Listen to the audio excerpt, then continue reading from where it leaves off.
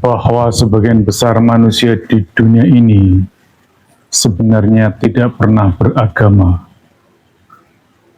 Mereka hanya mewarisi dogma yang diturunkan nenek moyangnya tanpa pernah bersambung dengan Tuhannya. Dan tahukah Anda, dunia saat ini sedang menuju puncak rasionalitas yang ditandai dengan kemajuan ilmu pengetahuan dan teknologi, sehingga semua hal yang tersembunyi menjadi nyata.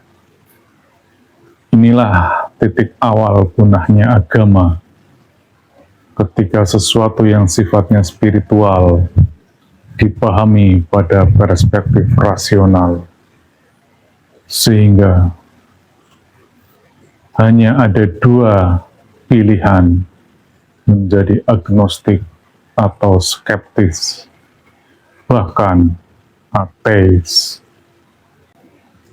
Assalamualaikum warahmatullahi wabarakatuh. Jumpa lagi dengan Mbah Mun Ajat Karimullah yang mengupload channel tasawuf dalam perspektif ilmiah eksakta. Bahasan kali ini terkait dengan keprihatinan saya atas kondisi umat beragama di seluruh dunia yang terdowngrade ke alam bawah sadar, yang ditandai dengan hilangnya kebersambungan rohani umat dengan Tuhannya. Kondisi ini diperberat dengan realitas dunia saat ini yang materialistis. Agama yang telah kehilangan nilai spiritualisnya akan punah dan tergantikan dengan agnostik, skeptis, bahkan ateis. Pemirsa dimanapun berada, apa itu agama bawah sadar? Yaitu agama yang diwariskan oleh nenek moyangnya, yang isinya penuh dengan aturan, tradisi, doktrin, dan ketakutan. Orang beragama karena takut neraka atau karena ingin surga. Di level ini yang digunakan hanya sebatas afirmasi, yakni keyakinan yang secara terus-menerus ditanamkan ke dalam jiwanya, sehingga menjadi dogma atau agama ritual yang kehilangan ruhnya. Agama di level ini tidak pernah bertemu Tuhannya. Yang ia temui hanyalah kata-kata, simbol, dan kebiasaan. Kebenarannya hanya sebatas pengakuan atau keyakinan diri.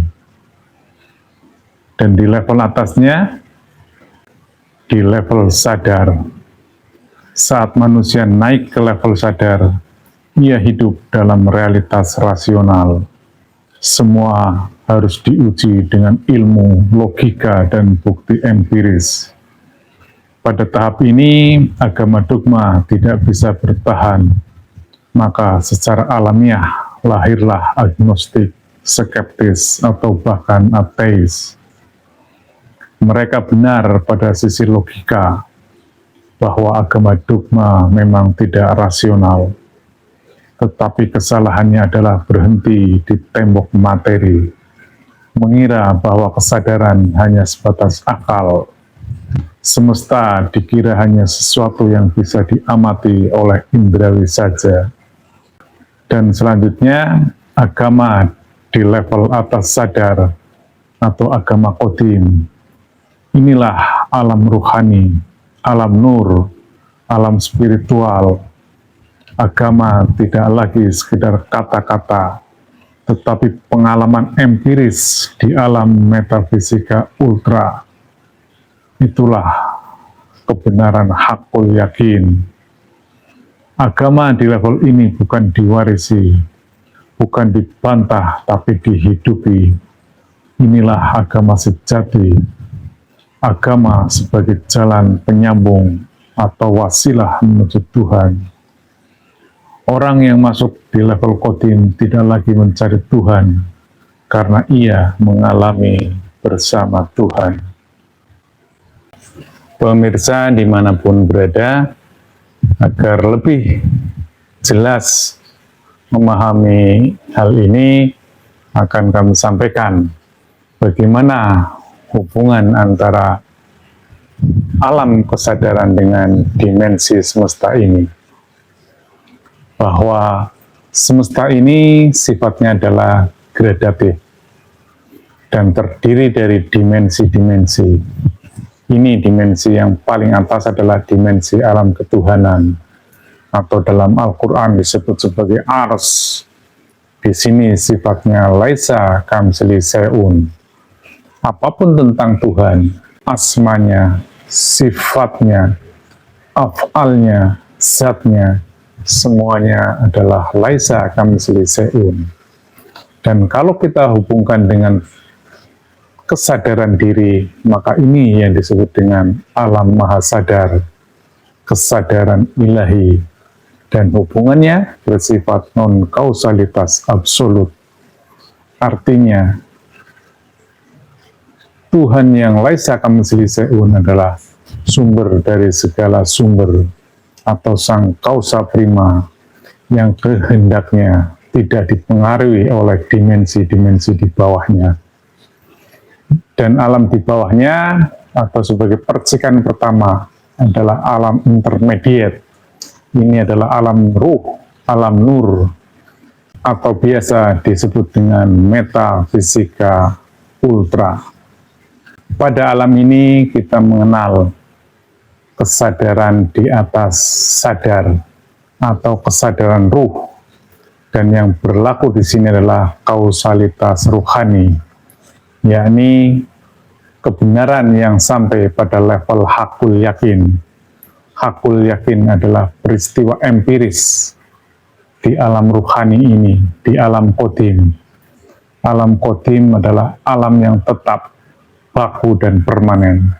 Jadi karena ini tidak dipengaruhi oleh ruang dan waktu, yang bentuknya nur atau ruh, atau partikel gelombang, sehingga tidak dipengaruhi oleh hukum ruang dan waktu. Dan sesungguhnya inilah yang namanya spirituality area. Disinilah area spiritual, atau dalam agama dikenal dengan rukun iman. Jadi sesuatu yang tidak bisa dipahami oleh pembaca virtual kita. Dan di alam ini sifatnya real time. Jadi apa yang kita ketahui atau kita diperjalankan pada saat itu juga.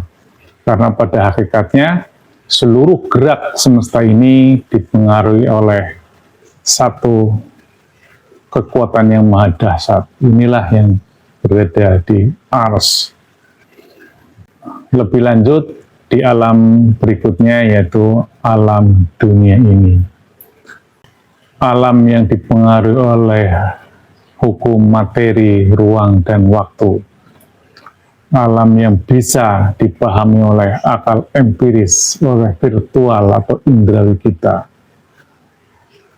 Dan kalau kita kaitkan dengan alam kesadaran, maka inilah yang disebut dengan alam sadar. Basisnya adalah akal rasional.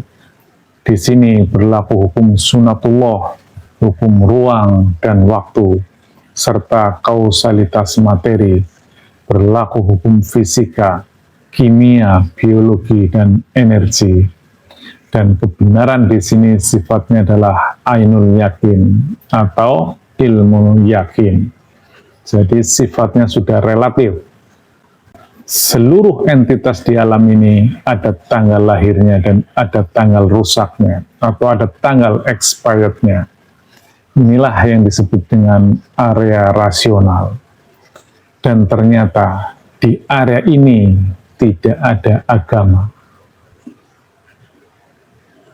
Karena agama sifatnya spiritual, dia tidak berada di area ini. Nilai-nilai fundamental agama itu tidak ada di area ini, yang termanifestasikan dalam rukun iman. Iman kepada Allah, dia berada di alam maha mutlak, alam maha qadim yang jaraknya sangat jauh tak terhingga. Iman kepada malaikat, iman kepada kitab-kitab, kepada Rasul, kepada foto dan qadar, kepada akhirat, semuanya berada di alam ruh, di alam nur, di alam partikel gelombang. Sehingga pada hakikatnya agama tidak ada di area ini. Ini hanya sekedar alamatnya. Tetapi secara substansinya agama atau spiritual ada di alam ini.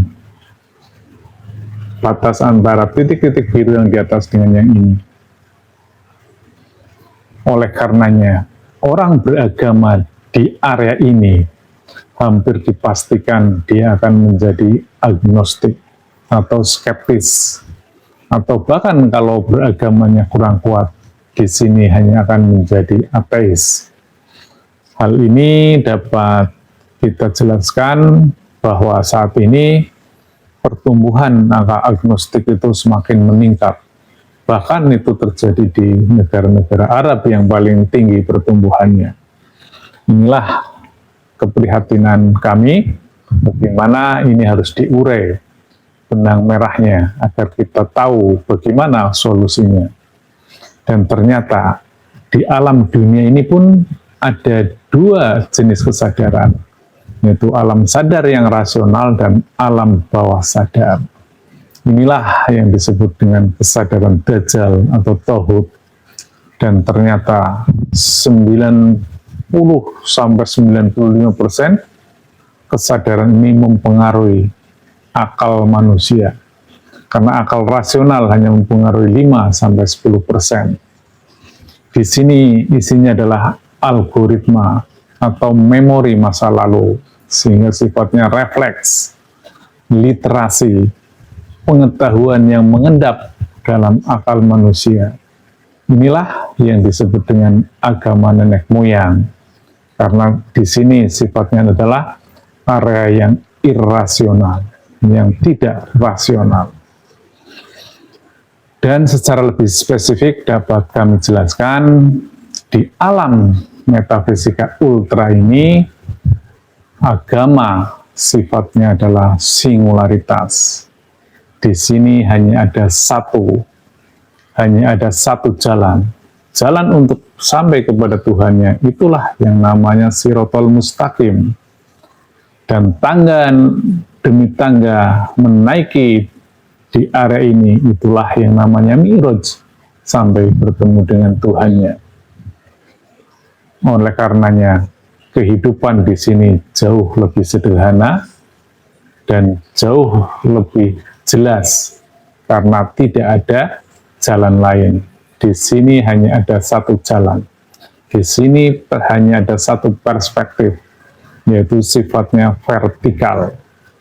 Dan selanjutnya, alam dunia adalah alam relatif, namun di area yang rasional ini, walaupun relatif, namun secara umum di sini lebih praktis, karena alam ini sifatnya eksakta, sehingga dapat diterangkan dengan rumus-rumus yang sifatnya praktis. Inilah akal rasional. Dan sedikit saya jelaskan, di alam sadar ini, ternyata batas dunia ini sangat ditentukan dengan alam sadar kita. Alam sadar kita sangat dipengaruhi dengan akal rasional kita. Artinya, batas dunia ini dipengaruhi oleh batasan akal rasional kita. Pada saat dulu, ketika teknologi belum berkembang, batas semesta ini hanya sebatas tata surya kita. Namun ketika teknologi telah support, sekarang kita mengenal alam Big Bang yang mengeksplorasi galaksi-galaksi di semesta raya ini. Oleh karenanya, batas alam sadar menjadi tambah lebar dan tambah lebar. Namun yang pasti dia tidak bisa melewati garis ini, garis alam di atas sadar. Inilah yang namanya alam akhirat. Bahkan para ilmuwan besar sepanjang sejarah telah mencoba berkali-kali. Kita mengenal proyek Einstein-Rosen Bridge atau jembatan Einstein-Rosen teori Big Bang, singularitas, kemudian alam paralel multiverse, yang pada intinya bagaimana kita dapat terhubung atau melampaui alam materi, ruang, dan waktu. Namun sampai saat ini itu belum berhasil. Dan kemudian ternyata sebagaimana telah dijelaskan tadi, manusia sungguhnya beragama berada di level ini. Karena ketika beragama tidak ketemu dengan Tuhannya, hampir pasti terjebak di alam ini. Karena alam ini ternyata sifatnya mirip dengan alam ruhani ini. Makanya ini disebut dengan alam metafisika infra. Sedangkan yang alam di atas ini adalah metafisika ultra. Mirip, sama-sama bentuknya gelombang ruhani yang sifatnya non-ruang, waktu, materi, dan dimensi. Ternyata di sini juga ada gelombang bawah sadar yang bisa menembus ruang, waktu, dan materi, namun tidak bisa menembus dimensional. Itulah bedanya. Dan di sini pun kita bisa menemukan Tuhan. Itulah yang namanya Tuhan diri, Tuhan ego, atau Tuhan materi. Dan di alam bawah sadar ini sifatnya adalah diferensiasi. Banyak sekali aturan, detil, dan ruwet. Kita ambil contoh. Dalam perspektif agama, di alam diferensiasi ini, agama menjadi banyak. Bahkan sepanjang sejarah kita mengenal ada 4.000 jenis agama dan 2.500 Tuhan. Kita ambil contoh agama yang besar-besar saja, misalnya Yahudi, kemudian Nasrani, dan Islam. Itu dari 3 itu saja, kalau kita ambil turunannya, misalnya saya sebagai yang beragama Islam, dalam perspektif mazhab dibagi menjadi berapa mazhab? Yang jelas ada minimal ada 5 jenis mazhab besar. Kemudian dalam bidang akidah kita mengenal ada Jabariyah, Qadariyah, Mu'tazilah, dan sebagainya. Apalagi kalau didiferensiasi lebih ke bawah lagi, kita mengenal banyak sekali organisasi-organisasi. Bahkan di Indonesia sendiri kita mengenal NU, Muhammadiyah, LDI, kemudian Majelis Tabligh, kemudian Wahabi, Salafi, dan lain sebagainya. Bahkan di dalam itu sendiri terdiferensiasi lagi. Artinya, ketika kita beragama di sini, semuanya kita terjebak dalam perspektif yang detil, yang syariat, yang fisik, yang menjadikan kita justru melupakan Allah Subhanahu wa Ta'ala. Inilah yang membedakan agama yang sifatnya diferensiasi dan singularitas. Di alam ruhani ini, semuanya hanya satu. Tuhannya satu. Malaikatnya pun yang itu-itu juga. Rasulnya pun Rasul yang satu. Ini seringkali terjadi distorsi, bahwa Rasul adalah entitas ruhani, ya, percikan ilahiyah yang mempersambungkan ruh manusia di alam dunia ini dengan Tuhannya melalui ruh Rasul. Bahkan para nabi-nabi yang ada di dunia ini garis biru adalah area yang bisa diamati oleh pembaca empiris kita, atau lebih gampangnya ini adalah alam dunia ini. Nabi-nabi yang diturunkan di dunia ini pada hakikatnya adalah ditempati oleh ruh Rasul yang sama. Sehingga nabi-nabi yang diturunkan tidak pernah menyalahkan nabi-nabi yang terdahulu, tidak pernah menyalahkan kitab-kitab yang terdahulu. Demikian juga kalam kodimnya. Ketika di alam dunia ini ada banyak sekali kitab suci, namun di alam metafisika ultra, di alam singularitas ini, semuanya hanya satu. Sehingga jauh lebih sederhana, karena ini alam percikan pertama yang masih genuine, yang masih otentik. Dan agama adalah spiritualitas. Jadi dapat disimpulkan Agama yang sesungguhnya atau spiritualitas yang sesungguhnya adalah ketika kita berada di dalam kesadaran metafisika ultra, yaitu kesadaran di atas alam sadar. Itulah yang namanya kesadaran ruh. Pemirsa dimanapun berada, dunia sedang menunggu kebangkitan agama dengan perspektif baru. Bukan agama baru secara nama atau secara syariat, tetapi agama tauhid dari sisi Tuhan semesta alam yang mempersatukan seluruh sudut pandang yang tidak terikat oleh hukum materi, ruang, dan waktu. Itulah agama Qadim, kesadaran di atas sadar. Beragama harus dapat dijelaskan secara rasional. Ada rukun, syarat, dan metodologi yang jelas. Namun, agama adalah wilayah spiritual yang hanya bisa dialami oleh ruh, entitas non-kausalitas materi, ruang, dan waktu. Entitas yang genuine dan otentik, percikan ilahi yang ada pada diri manusia.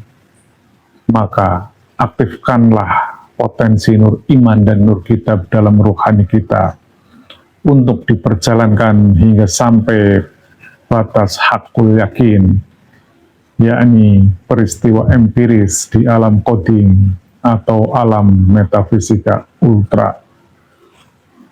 Inilah jalan spiritual sejati dari bawah sadar yang dogmatis naik ke sadar yang rasionalis, lalu menembus atas sadar alam Qadim. Demikian yang dapat kami sampaikan. Mohon maaf sekiranya banyak hal yang kurang berkenan dalam penyampaian ini. Illahi anta maksudi waridho kamatlubi. Wassalamualaikum warahmatullahi wabarakatuh.